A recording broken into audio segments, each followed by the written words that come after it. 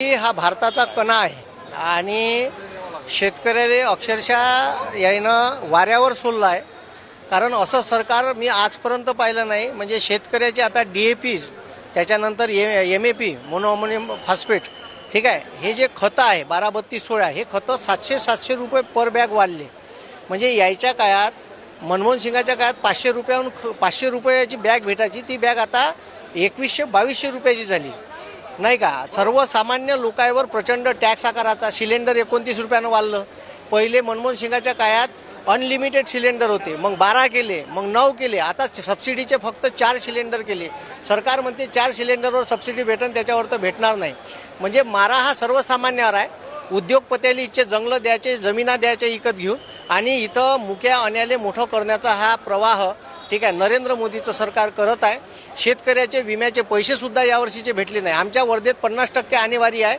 शेतकऱ्याला नुकसान भरपाई त्यानं भरले 2000 आणि त्याला आले 600 रुपये, काही शेतकऱ्याला 900 रुपये. म्हणजे अक्षरशः शेतकऱ्याची थट्टा केल्यासारखे ठीक आहे हे बोलतात आणि हे वागूनही तसेच राहिले.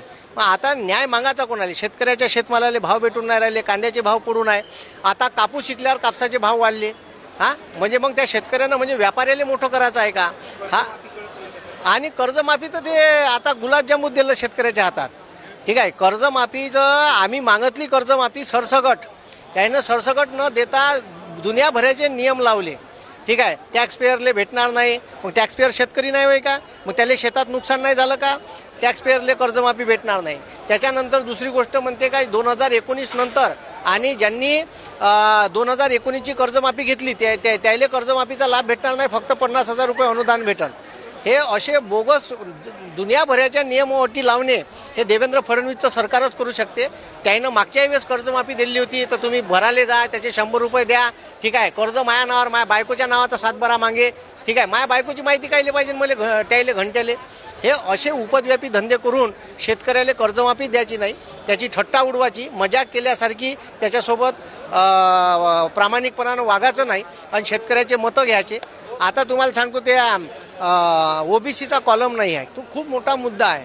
म्हणजे या देशात ढोरं मोजते, डुकरं मोजते, गधे मोजते, वाघं मोजते, मग OBCला काऊन नाही मोजत? OBCची जनगणना माहीत पडली तर OBCचं आरक्षण आम्ही ऑथेंटिकली OBC हा मागू शकतो.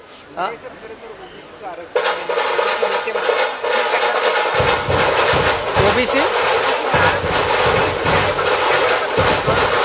नाही मागायला पाहिजे OBCच्या नेत्यानं, कारण OBCच्या नेत्यानं मागितलं नाही तर ते लाजीम असल्यासारखं राहतं. अशा नवनवीन व्हिडिओ पाहण्यासाठी चॅनलला लाईक आणि सबस्क्राईब करा.